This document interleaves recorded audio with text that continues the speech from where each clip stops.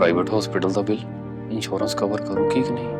मुख्यमंत्री सहज योजना कार्ड हैगा, फिर कोई टेंशन नहीं, थोड़ा सारा ट्रीटमेंट कैशलेस है। बिना पैसिਆਂ ਦੇ जी हाँ, ਹਰੇਕ ਨਾਗਰਿਕ ਜਿਹੜਾ ਹੈ ਉਹ ਮੁੱਖ ਮੰਤਰੀ ਸਿਹਤ ਕਾਰਡ ਜਦੋਂ ਬਣ ਗਿਆ ਤਾਂ ਉਹ 10 ਲੱਖ ਰੁਪਏ ਦਾ ਮੁਫਤ ਤੇ ਕੈਸ਼ਲੈਸ ਜਿਹੜਾ ਇਲਾਜ ਕਰਾਉਣ ਦੇ काबिल भी होगा, एलिजिबल भी होगा। पंजाब सरकार लेकर आई है दुनिया की पहली सेहत योजना। अब पैसे के कारण पंजाब का कोई भी नागरिक बढ़िया इलाज से वंचित नहीं रहेगा। सेहत का हक सबके लिए।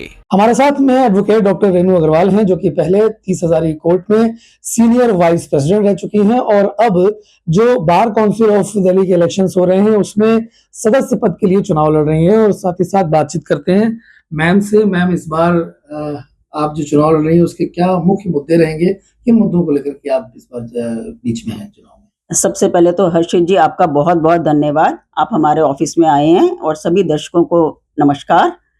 मैं ये बताना चाहूंगी, देखो मुद्दे तो बहुत हैं, मगर मेन मुद्दों पर बात करते हैं।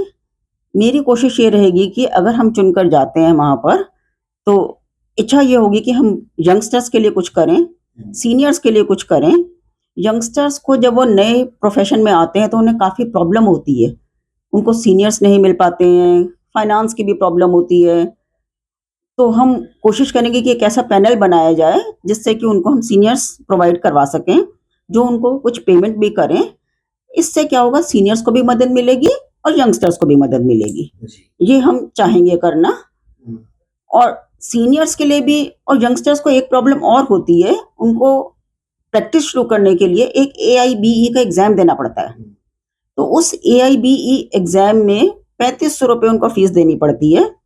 अगर वो एक बारी में क्लियर नहीं करते हैं तो दोबारा उनको भी वही फीस देनी पड़ती है। तो मेरी कोशिश ये होगी कि हम ऐसा कुछ करें कि कम से कम उनको 3 बारी मौके मिले उसी फीस में। क्योंकि हमारे पास आते हैं बच्चे, बहुत प्रॉब्लम होती है उन्हें, हम कहते हैं कि हम दोबारा फीस नहीं पे कर पाते हैं, तो हमसे जो हो पाता है हम भी मदद करते हैं। मगर इतना उनकी प्रॉब्लम्स को देखने के बाद अब लगता है कि ये लार्ज स्केल पर होना चाहिए और सबको ये मदद मिलनी चाहिए कि कम से कम उन्हें 3 मौके दिए जाएं। मैम, आपने जो मुद्दे बताए उसको लेकर के सीनियर्स के लिए भी और जो युवा आएंगे उनके लिए भी बहुत सारी सहायता मिलेगी। अभी आपने 30 हजारी कोर्ट में सीनियर वाइस प्रेसिडेंट के तौर पे बिल्कुल काम किया और बहुत अच्छा किया। अब आप जाएंगे, पूरी दिल्ली को देखना है और 7 डिस्ट्रिक्ट कोर्ट है। मैम, क्या चुनौतियां आएंगी 7 डिस्ट्रिक्ट कोर्ट में एक साथ नजर रखना, उनकी समस्याओं को सुनना? देखिए, चुनौतियां तो बहुत होंगी। ये 5 साल का टर्म होता है। अगर हम जाएंगे तो चुनौतियां का तो सामना करना ही पड़ेगा। इतना बड़ा फील्ड होगा, बहुत कुछ हमें देखना पड़ेगा। और उसमें मेरी पूरी कोशिश ये होगी कि पहली बारी ऐसा सुप्रीम कोर्ट का ऑर्डर आया है कि 5 फीमेल बार काउंसिल में जाएंगी ही। 7 होंगी, 2 नॉमिनेट होंगी, 5 का इलेक्शन होगा। तो उन 5 में 5 महिलाएं तो जानी ही हैं। तो फर्स्ट टाइम अगर ऐसा होगा कि 5 महिलाएं वहां आ रही हैं, तो एक कोऑर्डिनेशन बनाना भी एक चुनौती होगी। सबसे बड़ी बात तो ये होगी 25 सदस्यों में जिसमें से 2 नॉमिनेट होंगे, 23 चुने जाएंगे, उनमें कोऑर्डिनेशन बने, उसकी कोशिश पूरी होगी।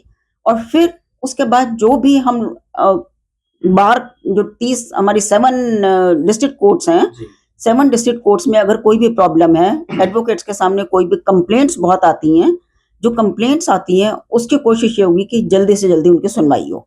मगर ये चुनौतियां तो सामने रहेंगी ही। हम चाहते हैं कि हम बहुत जल्दी उनका आंसर दें, मगर वहां जाकर क्या प्रॉब्लम्स फेस करनी पड़ेंगी वो हमें निपटानी ही होंगी, देखनी पड़ेंगी वो। बिल्कुल मैम, चुनौतियों का सामना करेंगी। और साथ ही साथ क्योंकि अब आप पूरी दिल्ली को रिप्रेजेंट करेंगी महिला के तौर पे, महिलाओं के लिए खास तौर पे क्या ऐसी चीजें जिससे महिलाओं को फायदा हो सके, वहां पे कंप्लेंट करने आने वाली भी और जो वहां पर प्रैक्टिस करने आ रही हैं महिलाएं या वर्क कर रही हैं उनके लिए, तो महिलाओं के लिए ऐसा खास क्या किया जाएगा? देखिए, कोशिश तो ये होगी कि महिलाएं अगर आ रही हैं, कभी कभी बच्चे भी उनके साथ आ जाते हैं, तो मैं ये चाहूंगी कि बच्चों के बैठने के लिए कोई एक प्रोविजन किया जाए, एक रूम बार काउंसिल के ऑफिस में हो, ताकि वो आराम से खेल लें। और जो उनकी मदर्स हैं, जो एडवोकेट्स हैं, जो अपने काम के लिए आई हैं, वो आराम से काम कर सकें। ये मेरा एक काम का हिस्सा रहेगा कि हम ऐसा लेडीज के लिए एक प्रोविजन करें, जो कि अभी तक नहीं है।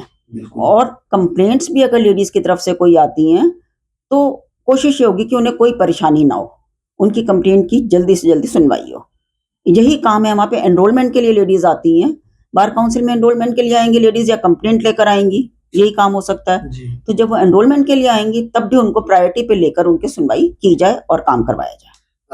क्या कहेंगी आखिर में? हम लोग केवल ये पूछेंगे कि आप जो लोग आएंगे वोट देने आएंगे उनको क्या कहेंगी? कब चुनाव है, ये एक बार विस्तार में बता दें। देखिए, जो वोट देने आएंगे उनके दिमागों में भी अभी बहुत कंफ्यूजन है, जी। वोटर्स के दिमाग में, क्योंकि जैसा मैंने अभी बताया आपको कि महिलाएं पहली बारी आ रही हैं, 5 महिलाएं, तो वोटर्स के दिमाग में बहुत कंफ्यूजन है कि वोटिंग कैसे होगी। उस वोटिंग को लेकर भी ये बताना चाहूंगी मैं कि बैलेट पेपर हमारा एक ही होगा, जिसमें सब नाम मिले जुले होंगे, महिलाओं का भी पुरुषों का भी। अभी तक ये कंफ्यूजन था कि महिलाओं के लिए बैलेट पेपर अलग होगा और पुरुषों के लिए बैलेट पेपर अलग होगा। ऐसा नहीं है, बैलेट पेपर एक ही होगा। अगर किसी ने किसी पुरुष को, वोटर ने किसी पुरुष को 1 नंबर दिया है, फर्स्ट प्रेफरेंस दिया है, तो वो महिला को सेकंड प्रेफरेंस देगा। ऐसा नहीं है कि वो महिला को भी फर्स्ट दे दे और पुरुष को भी फर्स्ट दे दे। तो ये कंफ्यूजन दूर करना चाहूंगी आपके माध्यम से। और दूसरा ये कि फिगर में हमें लिखना है, नंबर देना है 1 2 3 4 करके, जैसा वोट देना की तरह से हमें वोट देना है। ऐसा नहीं है कि आप ONE1 लिखें या इन्वर्टेड कॉमास लगा दें या फुल स्टॉप लगा दें। इन सब चीजों को अवॉइड करके क्लैरिटी से वोट डालना है। 1 2 3 4 5 only in figures, not in Roman figure और इन वर्ड्स। अरेबिक फिगर होगी 1 2 3 4 जो हम नॉर्मली यूज करते हैं। मैम, बैलेट नंबर आपका? सॉरी, अदरवाइज वोट इनवैलिड हो जाएगा। ओके, ये एक बड़ी महत्वपूर्ण बात आपने बताई।